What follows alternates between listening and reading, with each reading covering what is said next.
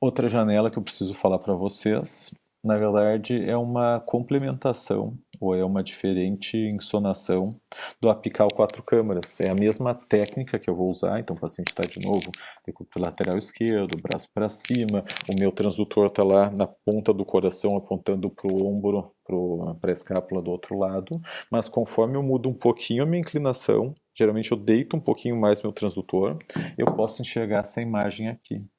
Isso aqui é chamado da quinta câmara. Então, como assim, né? Só conheço quatro câmaras do coração. Essa quinta câmara é quando eu consigo enxergar num ângulo a minha válvula aórtica, que está aqui, e a via saída do VE.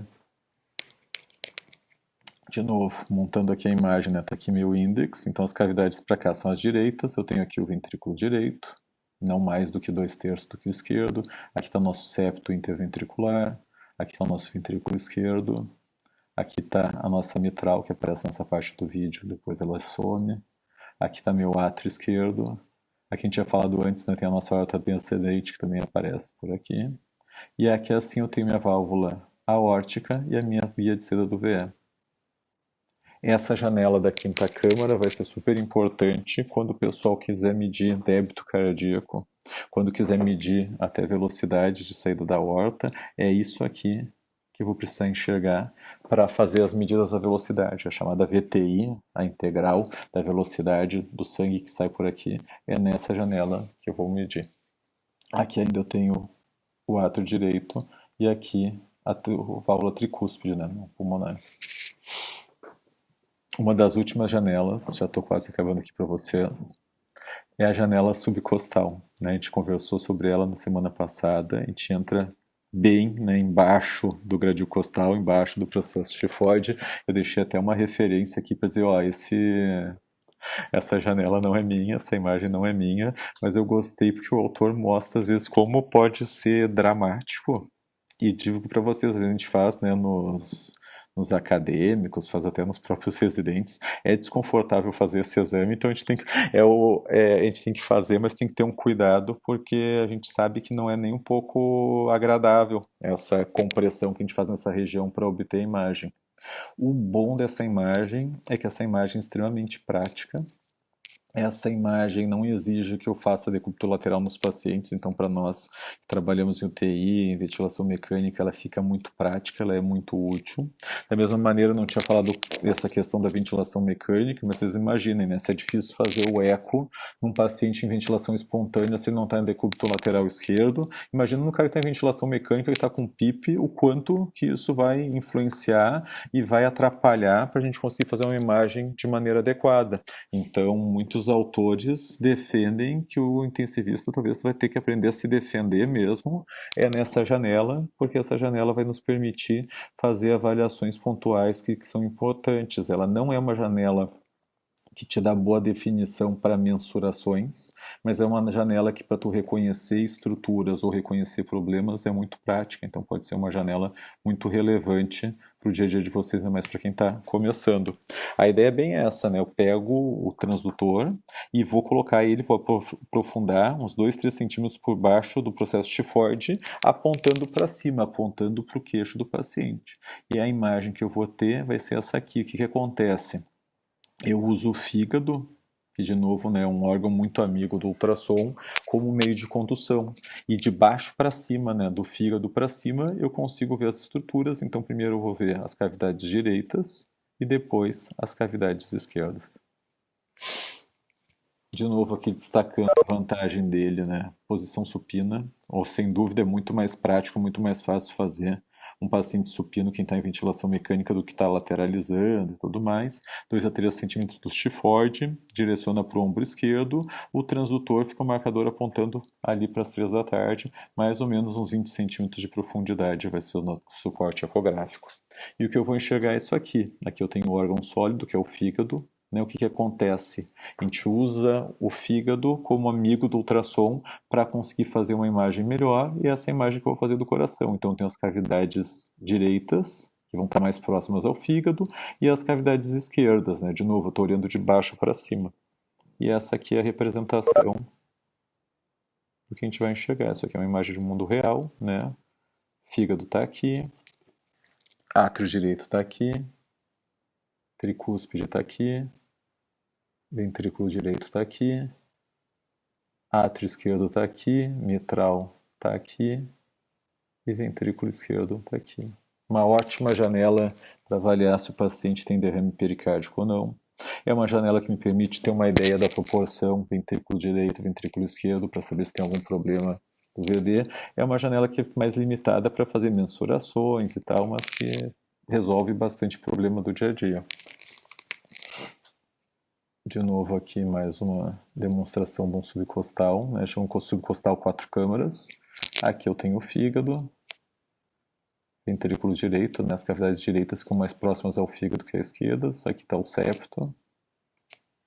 Aqui está o ventrículo esquerdo, mitral, átrio, átrio direito. Sempre errado nessa da pulmonar. E outra complementar que vocês vão usar muito úteis, na verdade seria a mesma janela, mas é complementar. O que acontece? Eu estou entrando aqui no subxifoide e antes eu estava vendo o coração de baixo para cima. Se eu virar, em vez de apontar o meu índex para 3 da tarde, eu passar a apontar ele para o queixo do paciente, eu vou conseguir enxergar o átrio direito e do átrio direito eu avaliar a cava em meio ao fígado. Então, essa janela também é muito útil, porque daí eu consigo avaliar a cava, avaliar a pré-carga, avaliar como é que está o status volêmico do meu paciente de uma maneira mais objetiva. Esse é o corte que a gente vai tentar buscar. Então, o átrio direito, aqui o fígado e aqui a veia cava. A grande dica é essa: eu estou no subxifoide, eu centralizo no meu eco aonde está o átrio direito e eu simplesmente viro o marcador em direção ao queixo do paciente. Eu vou ter essa imagem aqui: átrio direito, aqui com boa vontade essa meia lua clarinha é o diafragma, aqui está o fígado, e essa coisa pretinha aqui é a veia cava inferior. Inclusive aqui a gente enxerga uma veia hepática, que vai ser um dos pontos de referência depois, quando a gente for falar em mensurações. Isso vai ser bastante útil para nós. Fígado, átrio direito, aqui, cava inferior, e aqui a veia hepática. Encerrando aqui, gente, então é bastante conteúdo essa questão da anatomia e das janelas. Certamente no começo assusta, mas é algo que é possível da gente ir ganhando expertise à medida que a gente começa a fazer prática, à medida que a gente vai começando a comparar os exames. Então o ideal sempre é fazer, chamar um colega, ou se tem algum ecocárdio para acontecer com o ecocardiografista, quem sabe fazer antes e ir acompanhando. Certamente é importante usar os dados, a imagem a nosso favor, mas juntá-las aos dados clínicos, né? A gente não é especialista em imagem, então a gente precisa ter essa atenção de juntar todo o quadro, juntar todas as informações para a gente não se perder ou não se errar pela imagem. Um dado importante, de novo, é complementar uma imagem com a outra, então complementar um paresternal do longo com o curto, com a apical, com o subxifoide, que isso vai nos dar uma avaliação muito mais forte, um entendimento muito mais robusto do que está acontecendo. Não esquecer, no começo é difícil, da orientação espacial, então a questão do marcador é para a esquerda, é para o ombro e tal, fazer isso sempre de uma maneira bastante meticulosa. E a gente vai falar na semana que vem sobre a questão de ter perguntas focadas, né? O que eu vou perguntar quando eu vou fazer meu exame do ultrassom, o que são as variáveis que eu estou buscando para eu conseguir ter um melhor resultado. Então, já existem protocolos internacionais do não especialista de o que fazer dos seus exames, como fazer, o que perguntar para a gente conseguir ter um melhor resultado.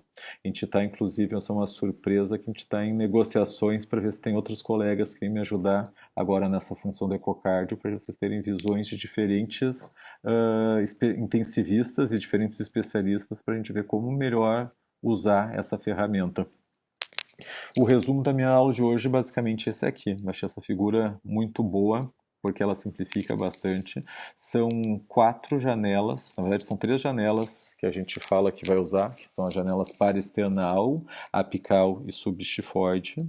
Isso é uma simplificação didática, né? Na verdade, cada janela aí se desdobra pelo menos em 2, né? O que vocês têm que lembrar? Bom, paresternal é o coladinho no externo, né, na esquerda, do terceiro ao quinto espaço intercostal, do segundo ao quinto, e vai ter dois eixos, né? Eu posso apontar de ponta a ponta do coração, que é o parasternal longo, ou eu posso apontar de lado a lado do coração, que é o parasternal curto.